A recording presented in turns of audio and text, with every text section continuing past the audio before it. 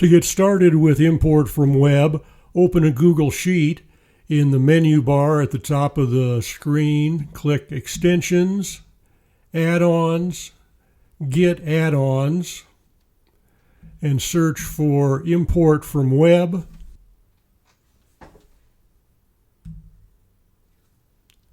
Click on Import from Web. Click Install and follow the steps for installing and creating an account. My screen says Uninstall because I've already installed Import from Web. You do have to pay for Import from Web.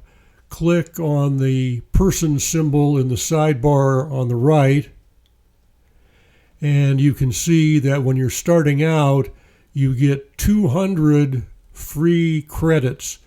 A credit is what you spend when you create a formula. So that formula I created in the intro video about the Wikipedia article, that cost me 1 credit. 200 credits don't last very long. So you would need to click Upgrade, and you've got a choice in the starter package for 1,500 credits a month for $19 a month, or you can pay $15 a month if you're willing to pay for 12 months up front.